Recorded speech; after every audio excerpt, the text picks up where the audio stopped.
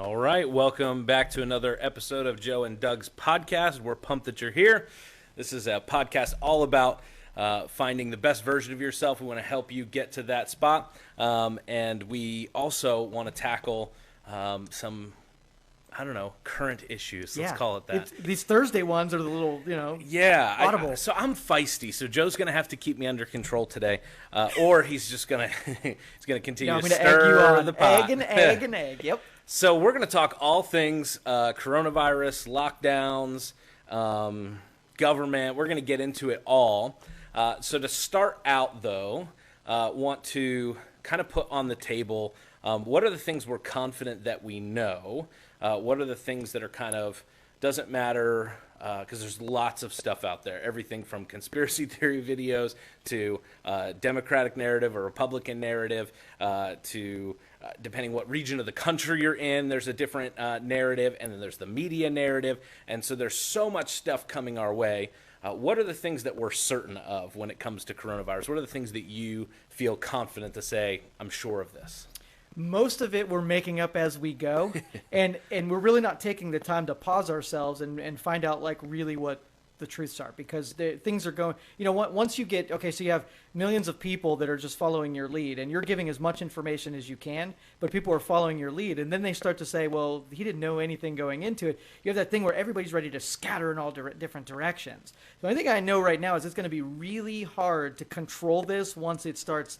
Once people decide that they're going to go out on their own from this point. Yeah, so, everybody has a timeline, and I'm not looking to get into when we knew what and how or any of that stuff. There's plenty of other podcasters out there that will dissect this and bore you, I think, a little bit with details. But we do know there's a virus. We do know at some level there are some symptoms. It has, at some level, killed some people. And so at that, anytime somebody dies, it's serious. Sure. I don't want to negate that. I don't want to make that a small thing.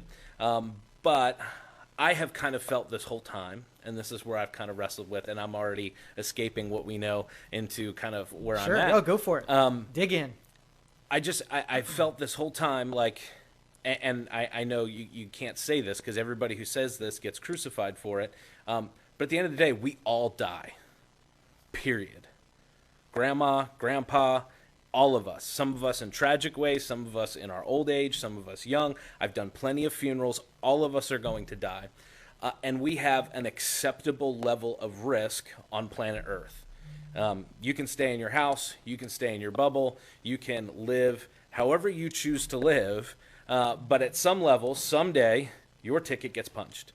Whether that's the flu, whether that's coronavirus, whether that's a car accident, at some level, we're all going to face that. And I understood in the beginning there were a lot of unknowns when it came to coronavirus. So I get why the knee-jerk reaction was, well, we don't know and we're unsure. There were huge right, because we would do this marks. in our own family. If we Correct. don't know, let's take the err on the side of caution. Exactly. So I was all, yes, great. I get it. I understand why governors were, hey, we need to shut things down and we need to figure this out because people didn't know. They really didn't know.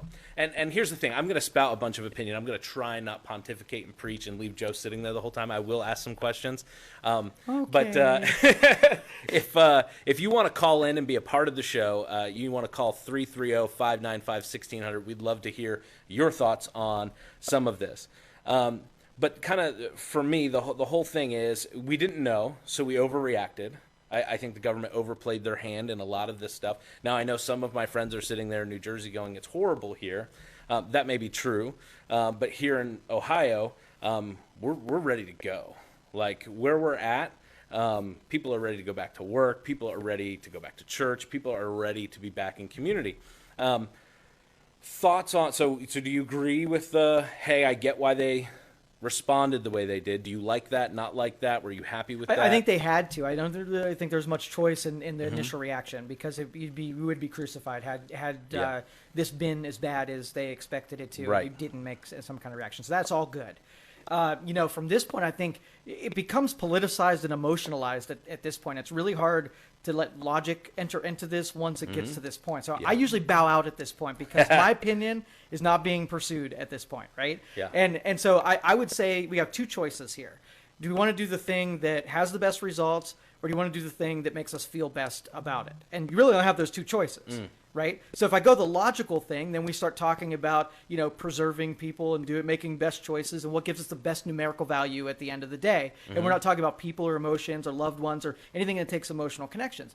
The other side, then it gets super personal. Like when we're talking about, hey, you're 90 years old, do I put a pacemaker in you, right? The logic says, well, no, you only got a couple more years on this earth. Why put all of that effort or all those resources in somebody who's probably on their way out anyhow? But once your grandfather, right, that's a totally different story. 100%. So that's where we're at right now, where we have this emotions taking over. People are getting scared. People don't know. And then all of our decision making is going to what makes us feel better. And we usually do the wrong thing. Yes. When we're trying to make people feel better. Yep. No, 100%. It feels a little cold, though, for folks when we're just saying, well, the data says or the math says or we need to do this. But it's completely disingenuous of our leaders to say, well, if it saves one life, then it's worth doing. We don't do that in anything. You would never drive a car then. Speed limits would be 2 miles an hour because if it saves a life, it's worth doing. And so the logic of that... That's really not logic. Right. It doesn't make any sense. And so you're playing to the emotions of everybody exactly who's right. going, my grandma, my grandpa. And I get that. And you can't take that away because they have a personal connection that they're referring to, and you could be wrong even though you're right. So we had a bunch of unknowns. We shut stuff down. Some people liked that, didn't like that, but we understand why we did that. I even made a Facebook post. One of the few that I made on this was, I get why Governor DeWine stepped in and did some of the things he did early on. I wasn't a fan. Some of those things felt like an overstep on some of the constitutional rights. Who gets to decide what business is essential and not essential? Who gets to decide how many people, all of that stuff. And I know they follow the experts, but what experts and who gets to pick those experts? And so the tension in that, and even our state legislature has pushed back a little bit. And I don't know if you saw, but they passed well, I don't know if it's passed the Senate yet, but it passed the House that they want to limit the powers of, which is good, which it needs to be in that place the same way we don't, we shouldn't just, let the president declare war on whoever he wants to declare. Congress has to declare war. Now, I understand there are those hey, they did this, and so we do some of those kind of quick reactions, and they become commonplaces. But according to the Constitution, Congress is supposed to do that. Right. And the way these things roll out, and I always feel like by the time it's time to start talking about it, it's almost like we get put in the middle of a war that's already being fought, and no matter which way you go, that's not really great. So I'm a problem solver, right? Yeah. I want to just undo where we're gone, go back to the beginning, pretend like nothing's even started, and then set a set of principles and rules before we even get going, and then start applying those rules now. So I'll give you an analogy. When I'm a big fan of Elon Musk and Tesla. And so he's going to be on Joe Rogan's podcast. Is he? Yeah, I think Can't wait to see two-parter, that. actually. So he wrote software that basically controls a car, right? Turns the steering wheel, accelerates, and whatever. When he wrote the software, it messed up a couple times, and people died, right? And so a life was ended because of a product that he created, right? So you can say that, we make these, every time you do something, there's a risk involved. Now, you have to say, okay, if we set the rule set that if something has the possibility of someone dying, do we do it? If yes, what's the rule? If no, what's the rule? So if safer driving happens because he creates software that takes the control out of the driver, and a year and a half from now it saves 100 million lives, was it worth the one life or the two lives that went into it not being perfect and allowing him...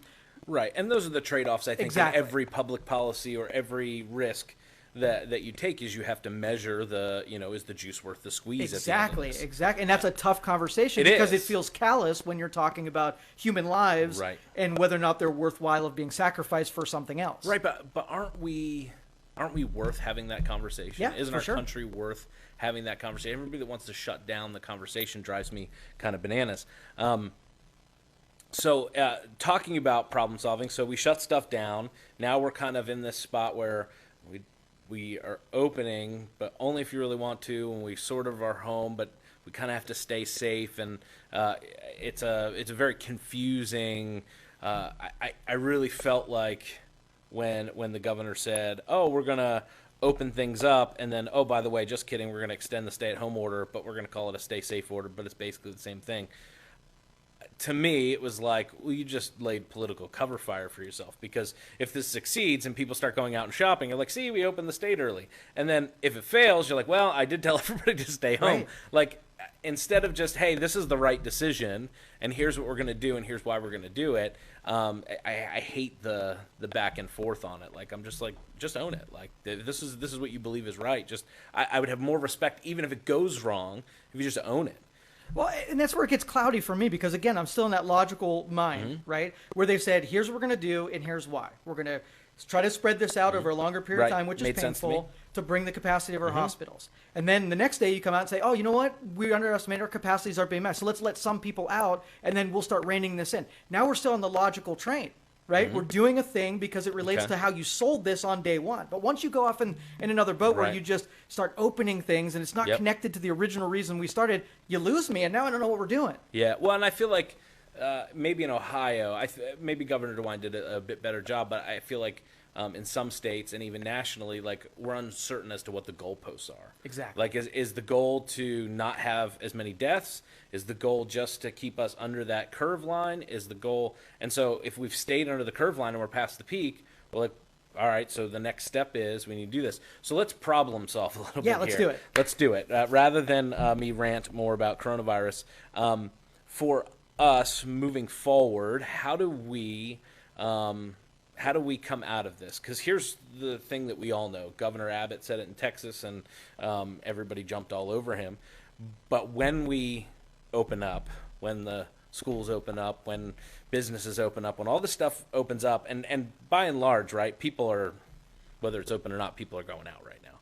People are hanging out. People are seeing people. People are going back to work, whether the governor says so or not. Like, genuinely, you have that quite a bit right now. But when you open up, more people are going to get sick, and more people are going to, like, the numbers are going to go back up. Correct. Because the whole point of staying in lockdown was to get us under that curve. Well, we've come under that curve. We're down on the backside of the peak. If you sell it as you stay home and this ends it versus you stay home and this delays it, then we come back into the fold and understand we didn't end this by staying home. Right. We just spread it out. You're going to get it or you're going to be vaccinated. Two options. Yep. Right? Exactly. And so my answer to that would be the federalist system where we have states that were able to do different things. If they all did the same thing, we'd know nothing except for that they all did the same thing. But being that some states did different things, we can start looking through their data and finding out if they did this, X happened, and then other states can learn from that data that they've collected and really short step it, but make it based on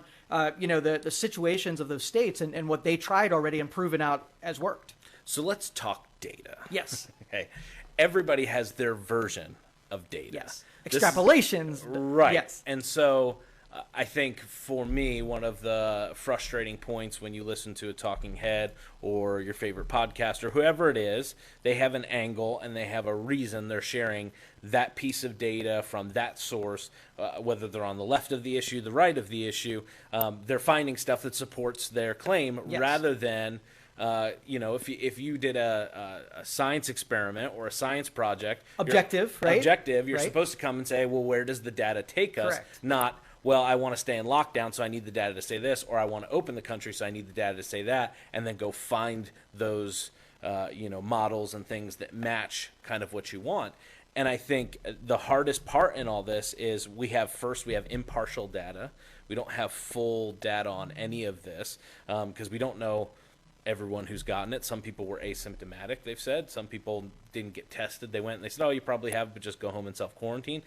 So we don't know the full extent of people that have had it.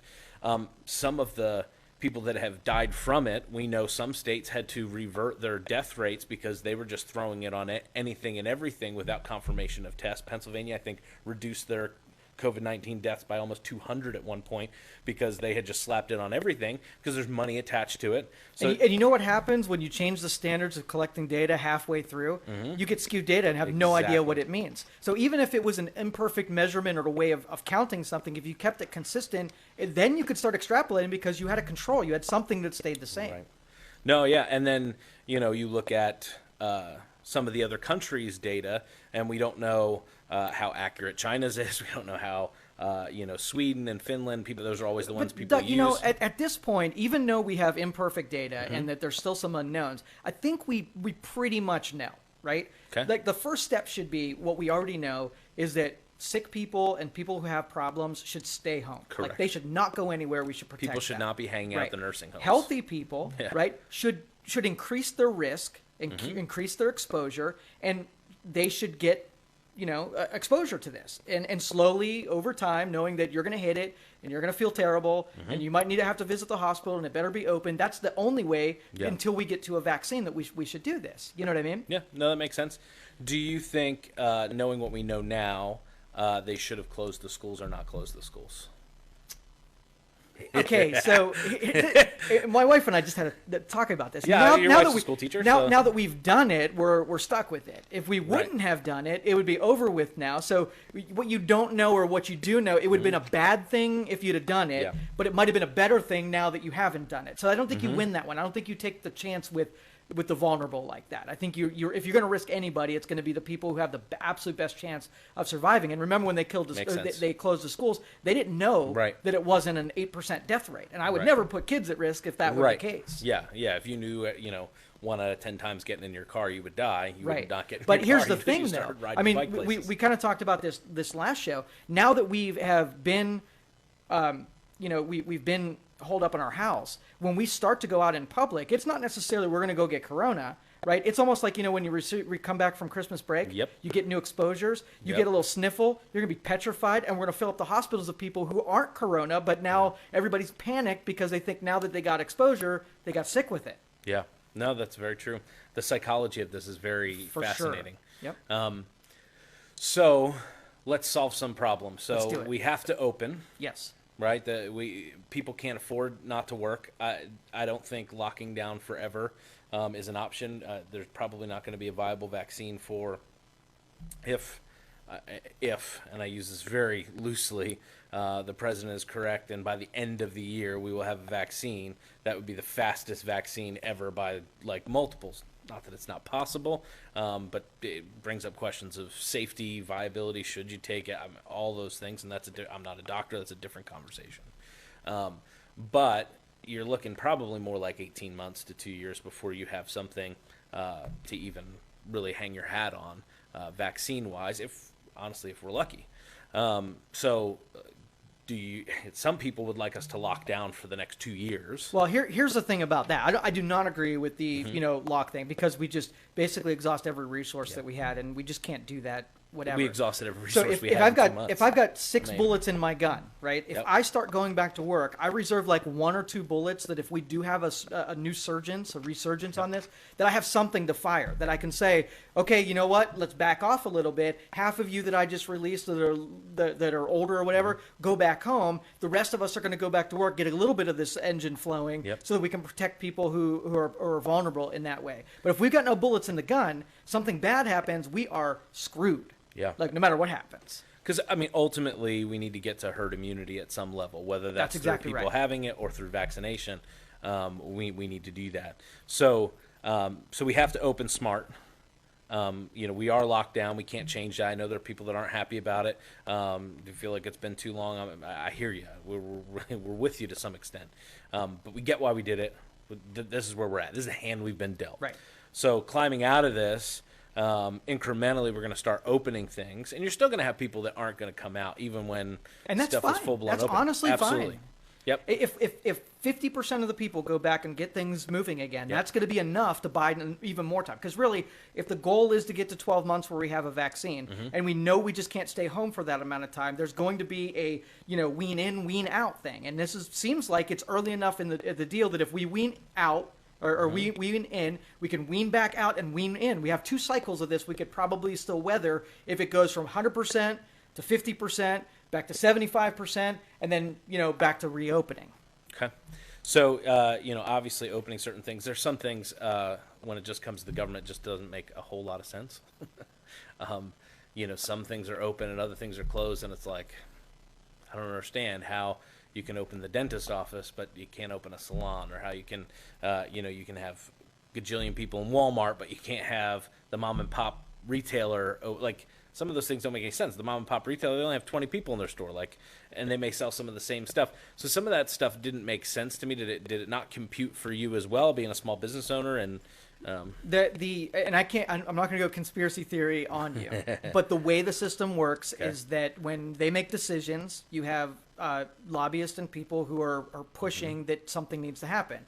The people who put the most pressure end up getting the most attention, and so the people who got to come back early got the most pressure, because it wasn't not like a round table where they put all the industries on the table and said, let's make this make complete logical sense coming in and going out. Like, a couple of them did, but most of the time, like, let's close national parks, or let's close the lake and fishing, and let's close golf course. Some of those don't make sense when it comes into the rules all of us were following. Yeah. Right. And so there wasn't a lobby group that said, the golf courses of America need everybody to open. Yeah. So obviously businesses are going to come into this slow. How about schools? What do you, obviously most are closed through the end of June, and they're talking about strategies and plans come September, August for some areas. Obviously, I think it's great for schools to consider some innovations like the Google Classroom. One of the things my wife and I said, it'd be great for people when they go on vacations. Hey, you know what? You can take a vacation whenever you want, and for that week, you can go and get all your schoolwork online, and you don't have to miss any school. You don't have to have those days counted. Yeah, but we still need some exposure. So what we were thinking about is taking, like, maybe instead of a kid going to school every day a week, having the in-person be one day a week, right, and then the rest of it be remote, and then smaller classrooms so that the Tuesday people aren't the same people as the Monday people. So the teacher's there all the time, but the kids cycle out and have more at home and less in school. So I've seen that, and I think that's a terrible idea. Okay, go ahead. On probably 5 different levels. Ready. 1, what's the single mom do that goes back to work? 2, the 2-parent household that both parents have to work. How do you juggle that? That's a good question. And then you're going to expose those kids, right? And if the single mom or the 2 parents that have to work can't watch the kids, grandma and grandpa are going to be watching them, who are in the high risk category. Good so call. for those 3 reasons, I think that's a terrible idea. And then on the other side of it, and I want my kids to go to public school. This is not a public school smash. But there are online homeschools that are built for this. Like, that's what they do. They educate through the internet. They do this stuff. I have friends that do their kids' schooling online. And I said to my wife, I said, if our kids are going to go back to school and have 5 days a week of no in-classroom education, and it's all going to be online, the public schools are not as equipped and prepared as the homeschools. Their curriculums are already built. They're designed for it. And I realized this last one nobody saw coming, so I'm not faulting anybody. I actually think the Boardman schools did a very good job communicating. We've gotten lots of videos and Zoom calls, and I've been really impressed actually with the way they handled it, because that's not what they do. Like, they were literally making it up on the fly. But if you're saying this is going to be our long-term strategy, well, not long-term. I'm saying we need to start getting exposure. So if we, over the summer, let extracurriculars get together and start getting that exposure with one another, and then by the time summer, we've had enough exposure that we don't have to do that anymore. We could buy us into that December, January, when a viable vaccine were to be available. Now, that makes sense to me leaning into school. What the governor, I don't know if he just said this on a whim, but a couple articles that I read, he said that they're looking at the 2020-2021 school year as being possibly all remote learning. No way. I didn't hear that. Wow. Or the alternate days. And I'm like, if you're going to do that for a whole year, I'm going to register my kids for homeschool, even if it's for a year. I want them to go back to school. I want them to have classroom learning. I want them to have friends. I want them to be in that atmosphere.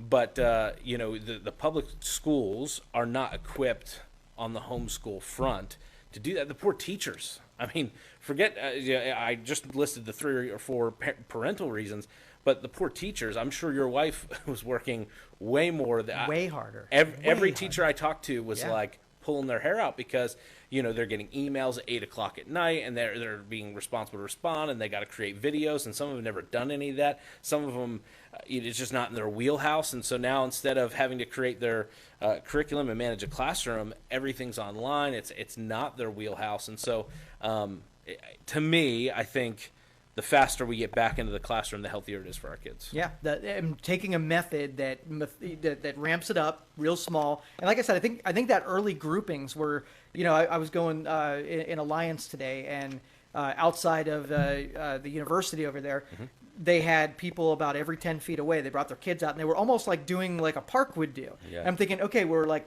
cozying up to being close to one another again, but we allow that stuff to start happening where, taking the basketball courts and allowing those to happen, and, the playgrounds to open up. Well, and like start they've doing already that again. canceled flag football in the fall, and I don't know what's happening with Boardman soccer, but like my kids were all looking forward to those extracurriculars, and everybody's like, is it worth the measure? Is it worth one kid getting sick and having still those things? I'm like, kids. Well, you might not get organized stuff, but if you allow the Right. spaces to be open, the people who aren't afraid are going to go do it, and then Right. they're going to take care of 50% of that number. Well, and I know everybody's worried about being sued.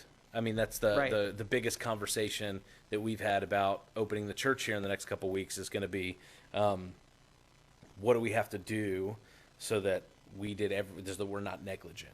Yep. Because somebody comes in and can somehow prove, well, I got coronavirus because, the chairs were only 3 feet apart instead of 6 feet apart, or whatever it is, and we were negligent in those things, or we didn't clean between services, or we didn't, whatever it is. You see it when you go to your bank or you go to the grocery store. They've got tape everywhere, and there's all kinds Not of messing stuff. around. Yeah, no, they're not messing around. But realistically, the virus is still spreading. Yeah.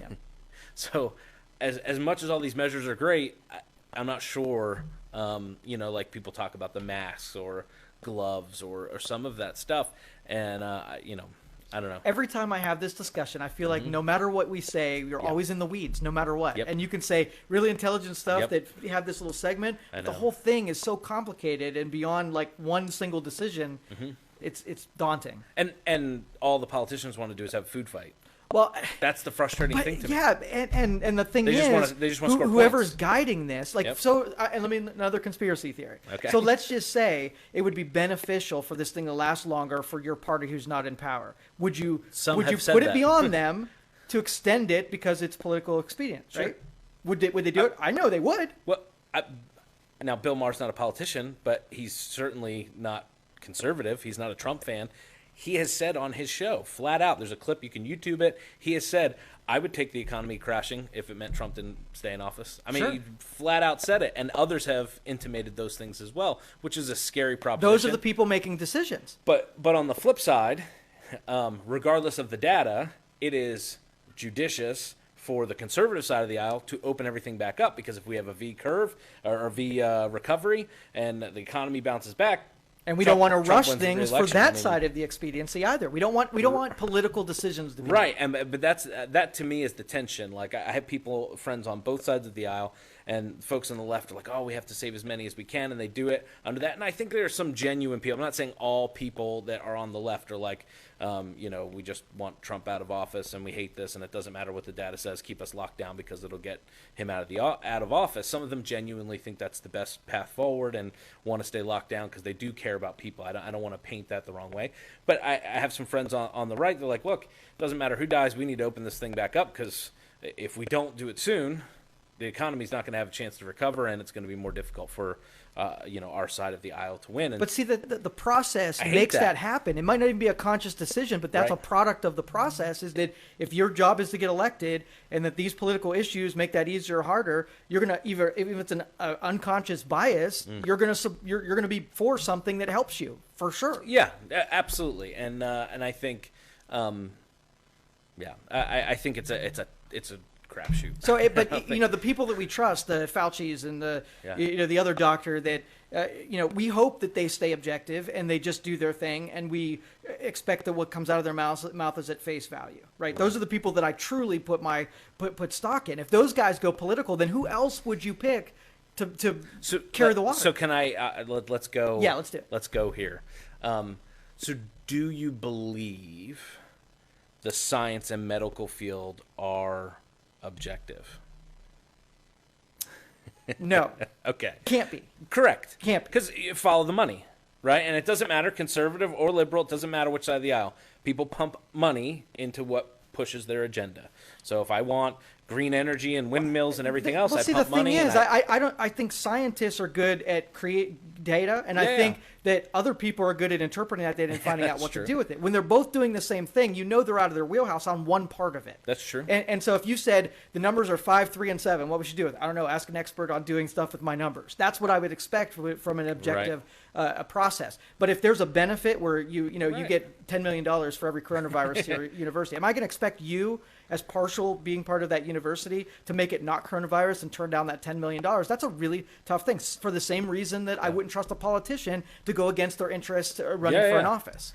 No, that's very, very true.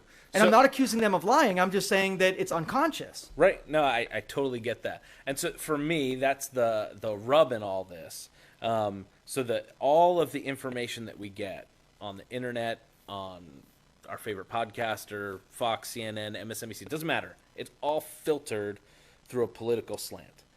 And it's very difficult. One of the things I've gotten is a lot of people like, I don't know what to believe. Like, I've seen 19 videos that say, Dr. Fauci is a, terrible human being and he's bought by this group. And I've seen other videos that say he's the most objective guy we've ever had. And nobody knows what to think. And they're inundated with data. And then, God help YouTube and Facebook, and they have their they ban videos and all that stuff, and they just make themselves look less credible. Just let the information out there and let us figure it out.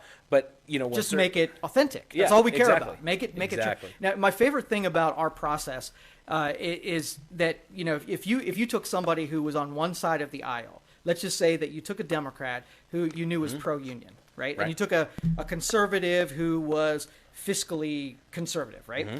I would not want the fiscally conservative to be making decisions when I know what their answer is going to be. You know who I want to make the decisions?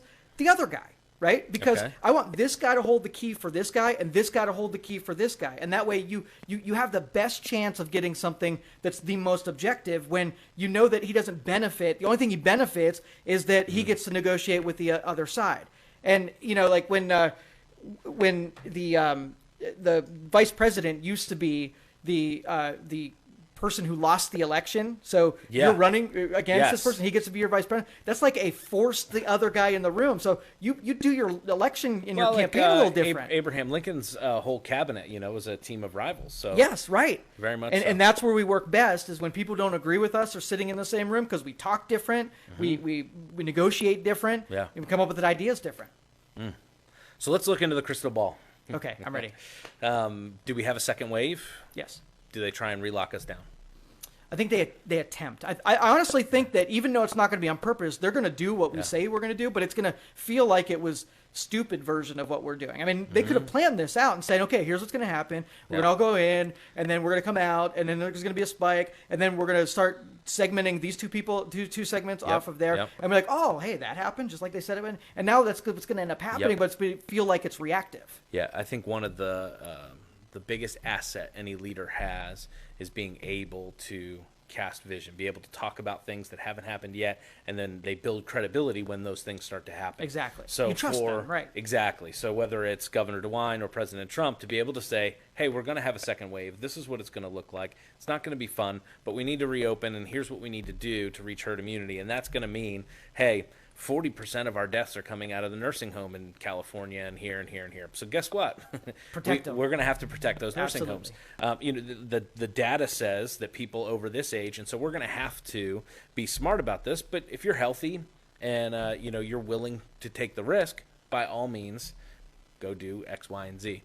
I really hope that that's the case they take. I'm holding my breath, and I hope that we open up soon.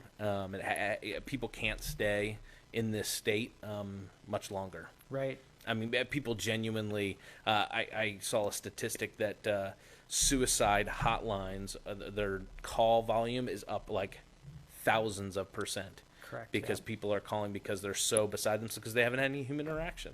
I think of all of the people in addiction recovery that haven't been able to go to a meeting. They've been trying to do Zooming. Like, as good as Zoom and online stuff is, it's another thing to be able to cry with somebody and hold somebody and be vulnerable with somebody face to face. And so for our humanity, we're going to have to open soon, as popular or unpopular that might be, depending on what your opinion is of it. Let me give you an analogy. And And this is going to be a tough one to follow because it has nothing to do with health, but you'll see what I'm saying here in a minute. So I had a guy that worked for me in the early 2000s, and a computer came in that with a network card that wasn't working. Okay, network cards cost $5. And so when the computer came in, he decided that he was going to fix the network card that was in there. And he was making $9 an hour at the time, and it took him 4 hours to fix this network card, right? So when I came back, he fixed it, but it cost me $36 to fix a $5 network card. Mm-hmm. So when you basically have the risk reward, right? Okay, so we're going to pay X, and as long as the reward is more valuable than what we paid for it, then we can keep stomaching that. So let's just say to preserve 20,000, like we're at like 70,000 deaths at this point. They say we're going to get to 100,000 or 120. So 50,000 is what we're going to try to see if we can minimize that even further. What are we willing to spend and expense? Are we this goes another month, and then we take 10,000 lives off of that. But then suicides surge by 60,000, Right. or drug addictions, or domestic violence, and we kill off 80,000 people to save 10. Right? Or in that same example with the old person, like if you knew that this pacemaker, a better example. So a guy's left prisoner of war, one guy prisoner of war. So you send a SEAL team of 7, and 3 of those SEAL team die, right, to save the one. And you start thinking like if it was their choice, it's one thing, right? But if you expense 3 lives to save one, now we're starting to weigh out values of lives, and that's a really callous way of looking at things. Yeah, and it's a tough spot. And I don't envy any politician that has to make that decision or otherwise, but I think at some level, all the data we're seeing, it hasn't been as deadly as we thought. I think all the data that we're seeing, it's kind of it'll make you sick for healthy people, but for the most part, you're going to recover just fine and go about your life. And so I think at some level, we need to help those that are vulnerable be safe, and we need to turn everybody else loose in a smart fashion. We can't do it, Now, what if you have some states here, the less dense populations, that they're able to recover faster, but then you have New York that are going to suffer for quite a bit longer, and they're going to run out of resources through no fault of their own. They just happen to have bigger density of population than we are, so it's going to expense them longer. And I'm hearing do we let the states go bankrupt? Do we bail them out? Yeah, right. Why should me in Ohio pay for somebody in New York? I totally understand. Right, and again, tough.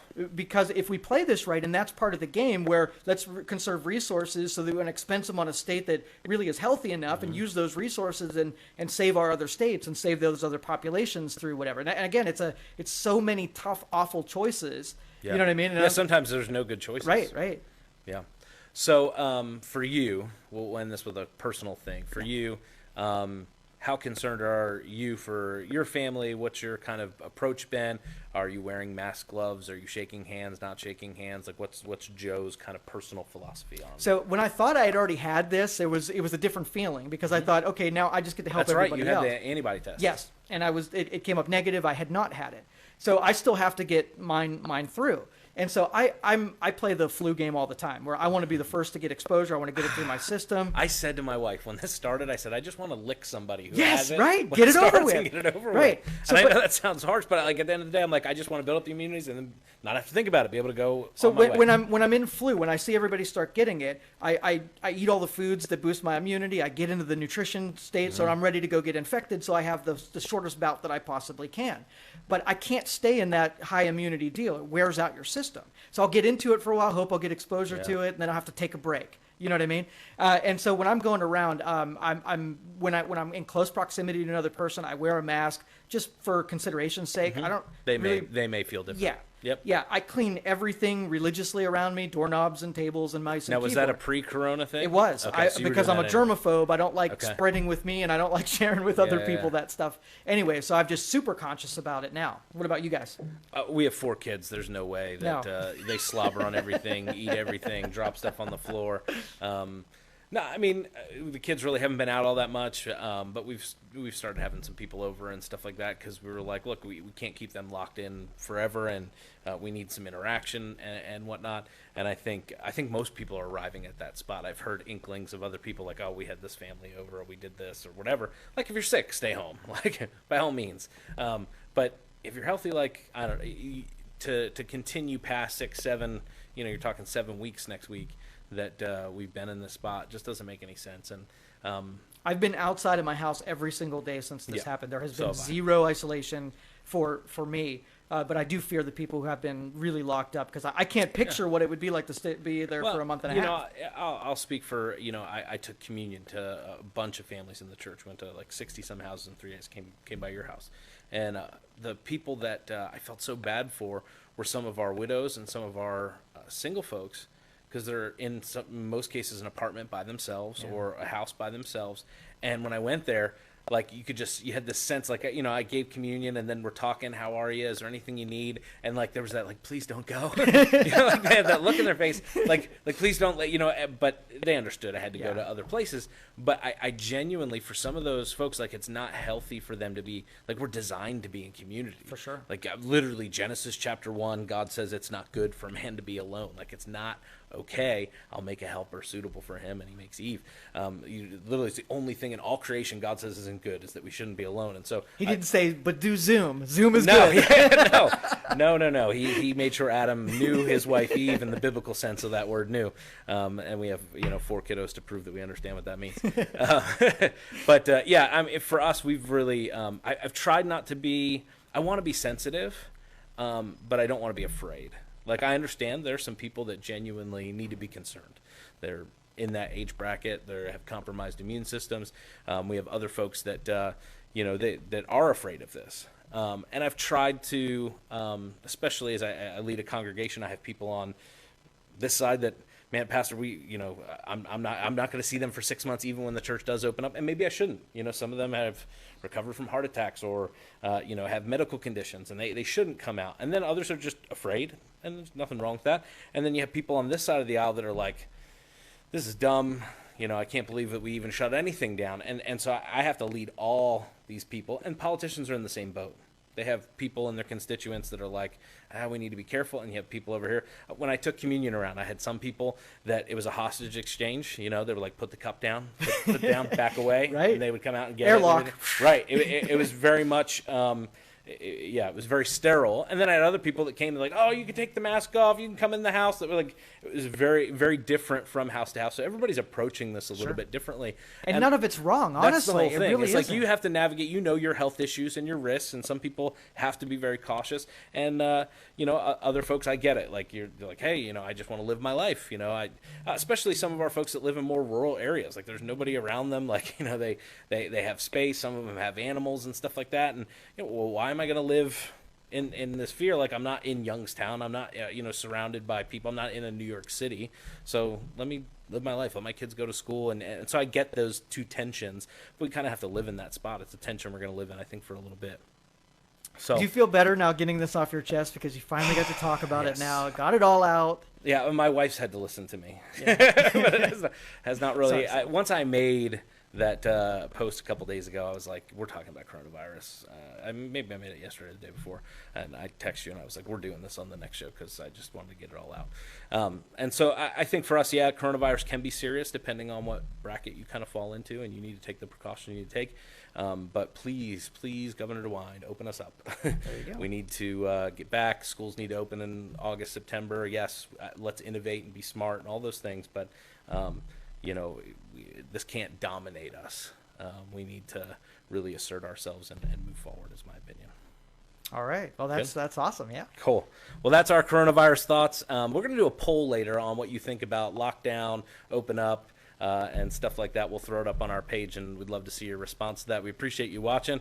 We hope that we didn't offend anybody, but if we did, we still love you, and That's we'll all see right. you You'll back get here. over Next Tuesday, we're going to have our first guest via Skype, and we're going to talk all things branding, marketing, business.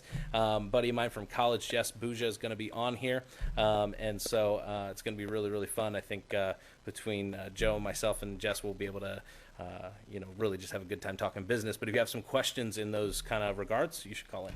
Awesome. All right. See you cool. next time.